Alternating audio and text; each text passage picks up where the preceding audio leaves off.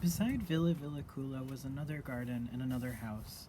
In that house lived a father and mother and two charming children, a boy and a girl. The boy's name was Tommy, and the girl's name Annika. They were good, well brought up, and obedient children.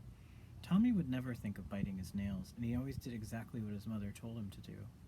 Annika never fussed when she didn't get her own way, and she always looked pretty in her little well ironed cotton dresses. She took the greatest care not to get them dirty. Tommy and Annika played nicely with each other in their garden, but they had often wished for a playmate. While Pippi was still sailing on the ocean with her father, they often used to hang over the fence and say to each other, "Isn't it silly that nobody ever moves into that house? Somebody ought to live there, somebody with children." On that lovely summer evening when Pippi for the first time stepped over the threshold of Villa Villacula, Tommy and Annika were not at home. They had gone to visit their grandmother for a week, and so they had no idea that anybody had moved into the house next door. On the first day after they came home again, they stood by the gate, looking out onto the street, and even then they didn't know that there was actually a playmate so near.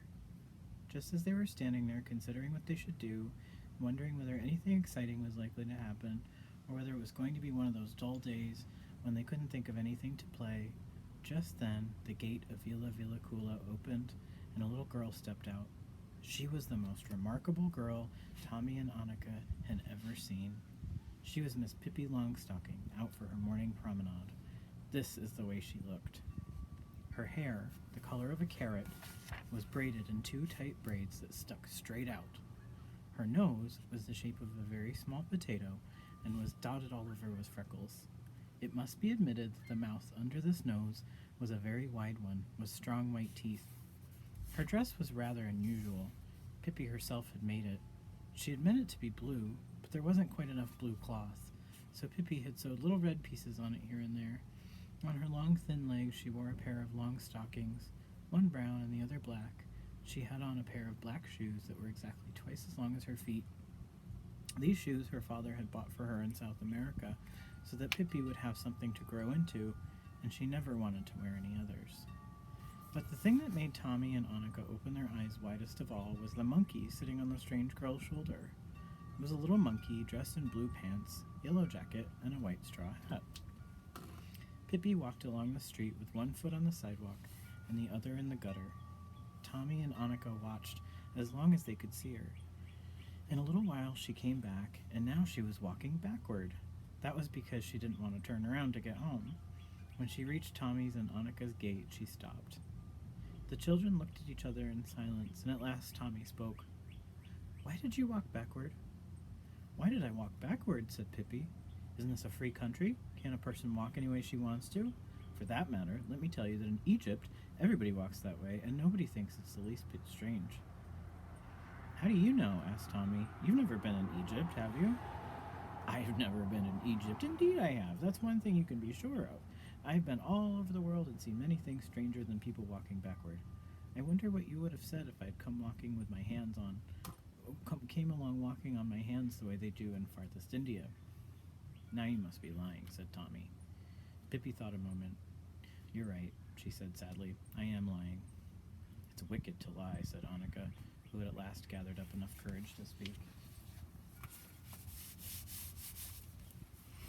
"Yes, it's very wicked to lie," said Pippi even more sadly.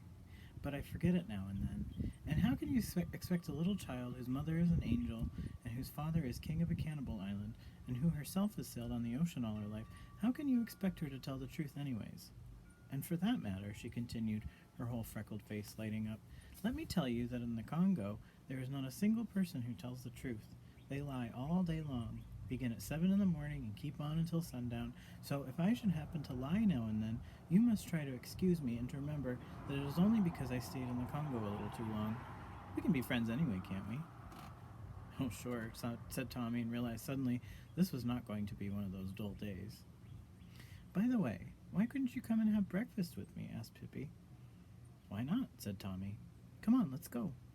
"Oh, yes, let's," said Annika. "But first, I must introduce you to Mr. Nielsen," said Pippi, and the little monkey took off his cap and bowed politely. And then they all went in through Villa Villacula's tumble-down garden gate, along the gravel path bordered with old moss-covered trees, Really good climbing trees they seemed to be, up to the house and onto the porch. And there stood the horse, munching oats out of a soup bowl. "Why do you have a horse on the porch?" asked Tommy. All horses, he knew, lived in stables. "Well," said Pippi thoughtfully, "he'd be in the way in the kitchen, and he doesn't like the parlor." Tommy and Annika patted the horse and then went on into the house. It had a kitchen, a parlor, and a bedroom, but it certainly looked as if Pippi had forgotten to do her Friday cleaning that week. Tommy and Annika looked around cautiously, just in case the king of the Cannibal Isles might be sitting in a corner somewhere.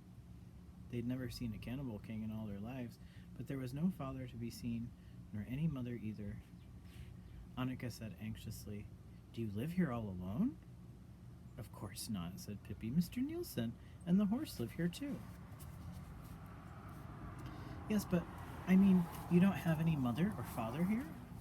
"No, not the least. Tiny little bit of one," said Pippi happily. "But who tells you when to go to bed at night and things like that?" asked Annika. "I tell myself," said Pippi. "First I tell myself in a nice friendly way, and then, if I don't mind, I tell myself again more sharply, and if I still don't mind, then I'm in for a spanking. See?" Tommy and Annika didn't see at all, but they thought maybe it was a good way. Meanwhile, they had come out into the kitchen, and Pippi cried, "Now we're going to make a pancake. Now there's going to be a panky. Now we're going to fry a panky." Then she took 3 eggs and threw them up in the air, and one fell down on her head and broke so that the yolk ran into her eyes, but the others she caught skillfully in a bowl where they smashed to pieces. "I always did hear that egg yolk was good for the hair," said Pippi, wiping her eyes.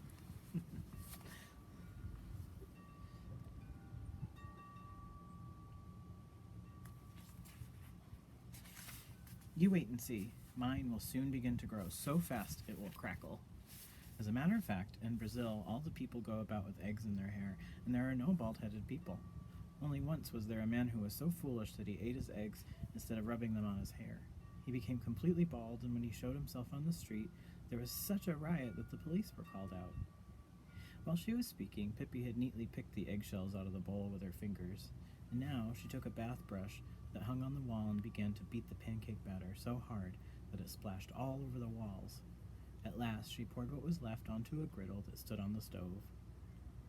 When the pancake was brown on one side, she tossed it halfway up to the ceiling so that it turned right around in the air, and then she caught it on the griddle again. And when it was ready, she threw it straight across the kitchen, right onto a plate that stood on the table. "Eat," she cried.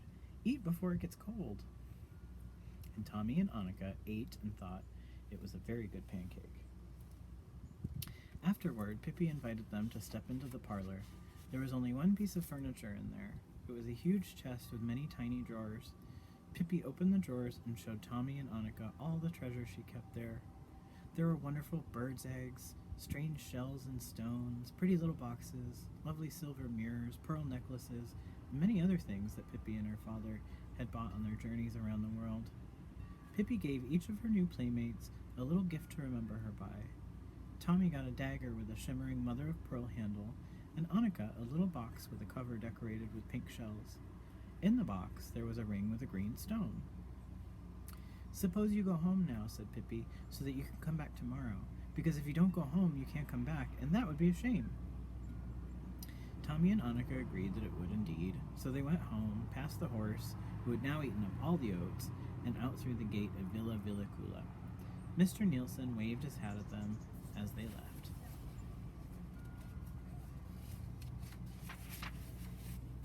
And that was chapter 1. Here's chapter 2. Pippi is a thing finder and gets into a fight. Annika woke up early the next morning. She jumped out of bed and ran over to Tommy. "Wake up, Tommy," she cried, pulling him by the arm. "Wake up and let's go and see that funny girl with the big shoes." Tommy was wide awake in an instant. "I knew, even while I was sleeping, that something exciting was going to happen today, but I didn't remember what it was," he said, as he yanked off his pajama jacket. Off they went to the bathroom, washed themselves and brushed their teeth much faster than usual, had their clothes on in a twinkling, and a whole hour before their mother expected them, came sliding down the banister and landed at the breakfast table.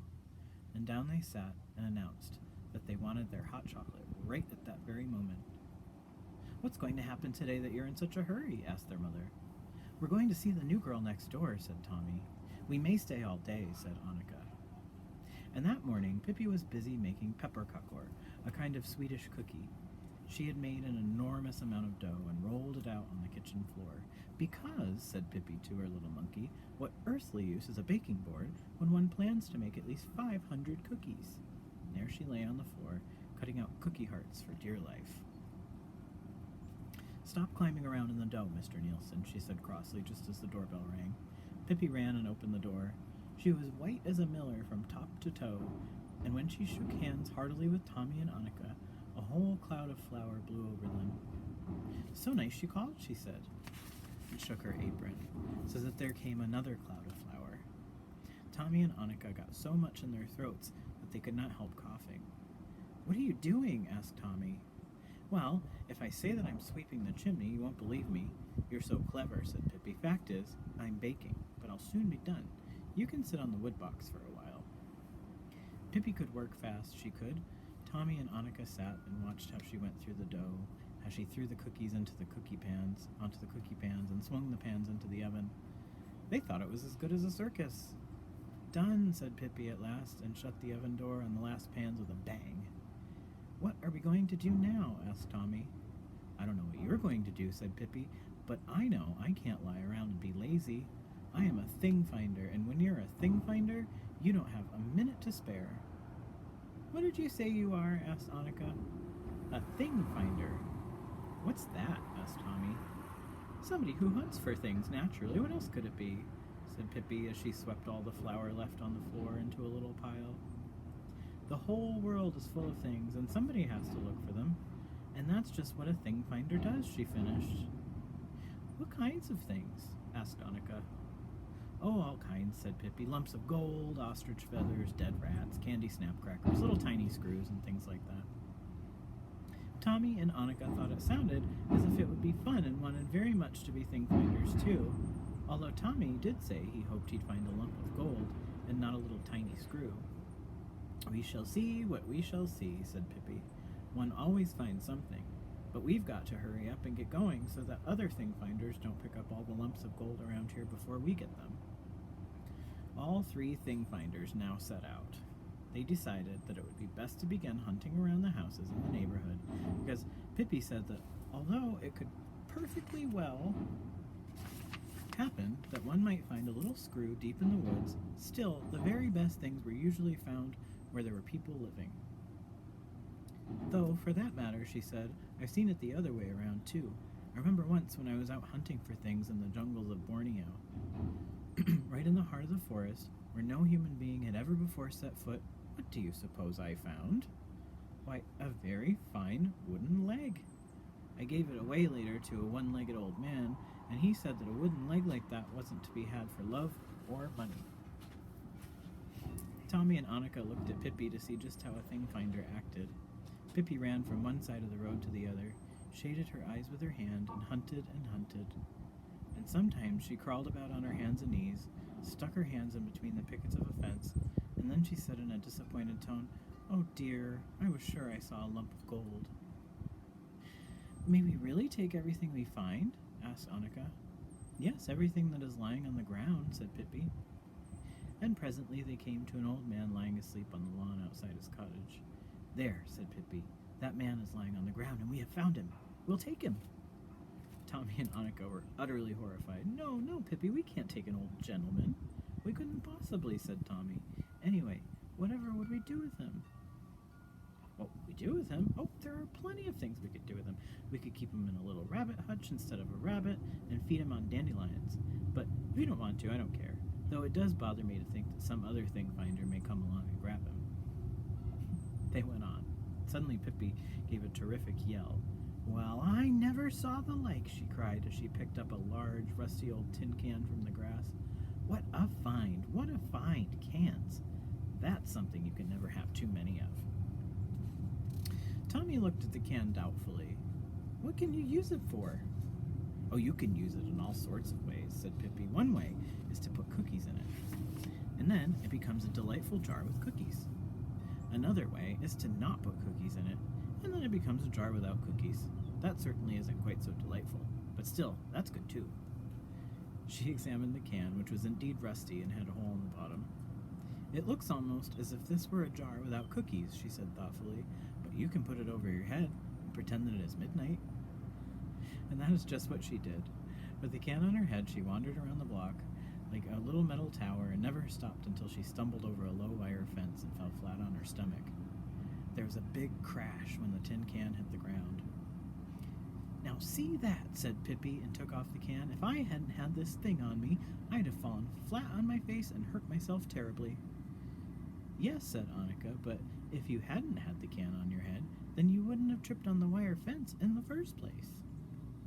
Before she had finished speaking, there was another triumphant cry from Pippi, who was holding up an empty spool of thread.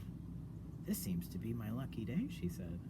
"Such a sweet, sweet little spool to blow soap bubbles with, or to hang around my neck for a necklace. I'll go home and make one this very minute."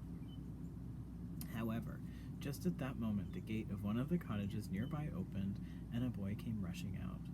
He looked scared, and that was no wonder, because head over heels after him came 5 other boys. They soon caught him and pushed him against the fence, and all 5 began to punch and hit him. He cried and held his arms in front of his face to protect himself. "Give it to him! Give it to him!" cried the oldest and strongest of the boys, "so that he'll never dare to show himself on the street again." "Oh," said Annika, "it's Willie they're hurting. Oh, how could they be so mean?" "It's that awful Bengt. He's always in a fight," said Tommy. "And 5 against 1. What cowards." Pippi went up to the boys and tapped Bengt on the back with her forefinger. "Hello there," she said. "What's the idea? Are you trying to make hash out of little Willie with all 5 of you jumping on him at once?"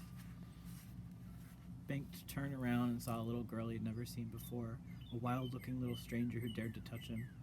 And for a while, he stood and gaped at her in astonishment, and then a broad grin spread over his face. "Boys," he said, "boys, let Willie alone and take a look at this girl. What a babe!" He slapped his knees and laughed, and in an instant they had all flocked around Pippi, all except Willie, who wiped away his tears and walked cautiously over to stand behind Tommy. "Have you ever seen hair like hers? Red as fire, and such shoes," Bengt continued. "Can I borrow one? I'd like to go out rowing, and I haven't any boat." And he took hold of one of Pippi's braids, but dropped it instantly and cried, "Ouch, I burned myself." Then all 5 boys joined hands around Pippi, jumping up and down, and screaming, "Redhead, redhead." Pippi stood in the middle of the ring and smiled in the friendliest way. Bengt had hoped she would get mad and begin to cry. At least she ought to have looked scared. When nothing happened, he gave her a push. "I don't think you have a very nice way with ladies," said Pippi, and she lifted him in her strong arms high in the air and carried him to a birch tree and hung him over a branch. And then she took the next boy and hung him over another branch. And the next one she set on a gate post outside a cottage, and the next she threw right over a fence so that he landed in a flower bed. The last of the fighters she put in a tiny toy cart that stood by the road, and then Pippi, Tommy, Annika, and Willie stood and looked at the boys for a while. The boys were absolutely speechless with fright, and Pippi said, "You are cowards, 5 of you attacking 1 boy. That's cowardly. And then you begin to push a helpless little girl around. Oh, how mean." "Come now, we'll go home," she said to Tommy and Annika, "and to Willie, if they try to hurt you again, you come and tell me." And to Bengt, who sat up in the tree and didn't dare to stir, she said, "Is there anything else you have to say about my hair or my shoes? If so, you'd better say it now before I go home." But Bengt had nothing more to say about Pippi's shoes, or about her hair either. So Pippi took her can in one hand and her spool in the other, and went away, followed by Tommy and Annika. And when they were back home in Pippi's garden, Pippi said, "Dear me, how awful! Here I found 2 beautiful things, and you didn't get anything. You must hunt a little more. Tommy, why don't you look in that old hollow tree? Old trees are usually about the best places of all for thing-finders." Tommy said that he didn't believe her, and he and Annika would never find anything. But to please Pippi, he put his hand slowly down into the hollow tree trunk. "Goodness!" he cried, utterly amazed, and pulled out his hand. And in it he held a little notebook with a leather cover, and in a special loop there was a little silver pencil. "Well, that's strange," said Tommy. "Now see that," said Pippi. "There's nothing so nice as being a thing-finder. It's a wonder there aren't more people that take it up. There'll be tailors and shoemakers and chimney sweeps and such like, but thing finders, no indeed, that isn't good enough for them. And then she said to Annika, "Why don't you feel in that old tree stump? One practically always finds things in old tree stumps." Annika stuck her hand down in the stump and almost immediately got hold of a red coral necklace. She and Tommy stood open-mouthed for a long time. They were so astonished. They thought that hereafter they would be thing finders every single day. Pippi had been up half the night before, playing ball, and now she suddenly felt sleepy. "I think I'll have to go and take a nap," she said. "Can't you come with me and tuck me in?" When Pippi was sitting on the edge of the bed, taking off her shoes, she looked at them thoughtfully and said, "He was going out rowing, he said, that old banked." She snorted disdainfully. "I'll teach him to row. Indeed I will, another time." "Say, Pippi," said Tommy respectfully, "why do you wear such big shoes?" "So I can wiggle my toes, of course," she answered. And then she crept into bed. She always slept with her feet on the pillow and her head way down in under the quilt. "That's the way they sleep in Guatemala," she announced, "and it's the only real way to sleep. See? Like this. I can wiggle my toes when I'm sleeping, too." There they are, finding... There's Pippi with her can. There's the hole in the tree. "Can you go to sleep without a lullaby?" she went on. "I always have to sing to myself for a while. Otherwise, I can't sleep a wink." Tommy and Annika heard a humming sound under the quilt. It was Pippi singing herself to sleep. Quietly and cautiously they tiptoed out so that they would not disturb her. In the doorway they turned to take a last look toward the bed. They could see nothing of Pippi except her feet resting on the pillow, and there she lay, wiggling her toes emphatically. Tommy and Annika ran home. Annika held her coral necklace tightly in her hand. "That certainly was strange," she said. "Tommy, do you suppose that Pippi had put these things in place beforehand?" "You never can tell," said Tommy. "You just never can tell about anything when it comes to Pippi."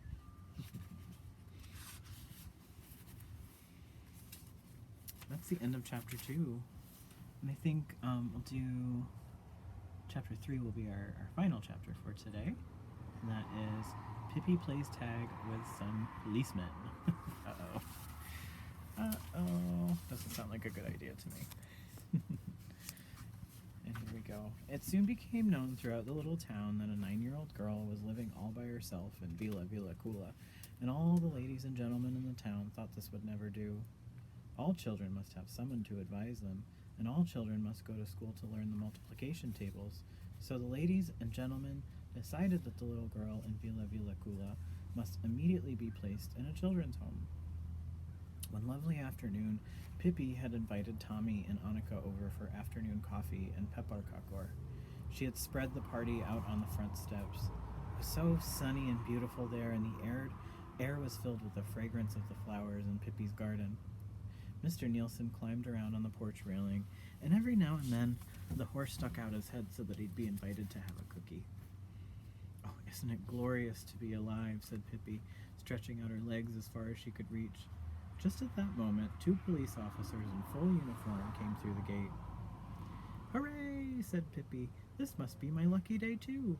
Policemen are the very best things I know, next to rhubarb pudding." And with her face beaming, she went to meet them.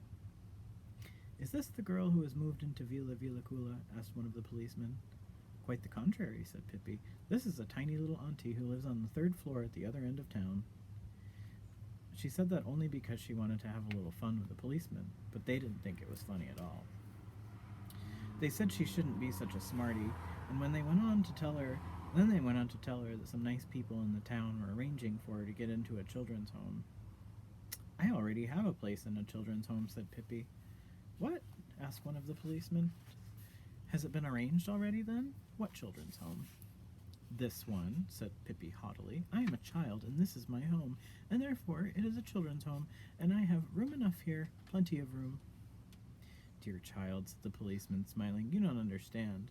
You must get into a real children's home and have someone look after you." "Is one allowed to bring horses to your children's home?" asked Pippi. "No, of course not," said the policeman. "That's what I thought," said Pippi sadly. Well, What about monkeys? Of course not. You ought to realize that.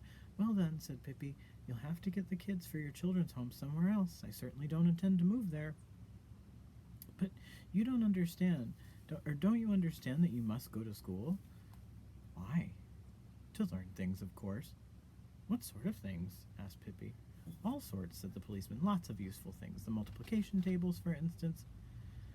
I have got along fine without any plutification tables for 9 years, said Pippi, and I guess I'll get along without it from now on, too.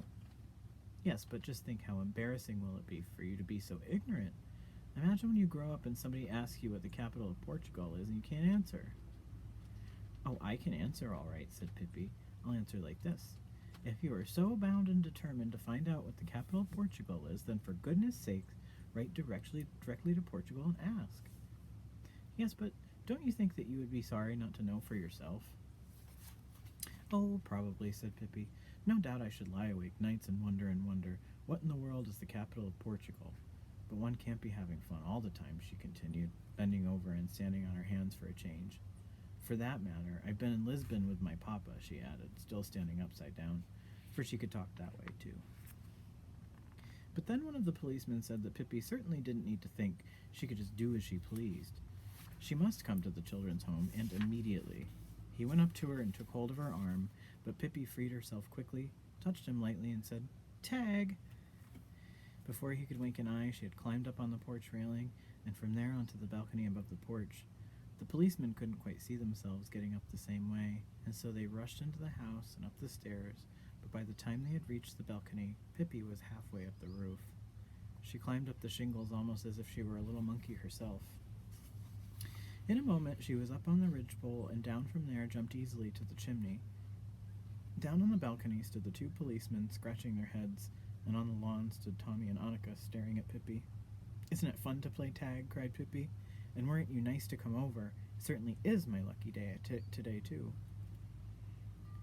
After the policemen had stood there a while, wondering what to do, they went and got a ladder, leaned it against one of the gables of the house, and then climbed up, first one policeman and then the other, to get Pippi down. They looked a little scared when they climbed out on the ridgepole, and carefully balancing themselves, went step by step toward Pippi. "Don't be scared," cried Pippi. "There's nothing to be afraid of. It's just fun." When the policemen were a few steps away from Pippi, down she jumped from the chimney, and screeching and laughing ran along to the ridgepole to the opposite gable.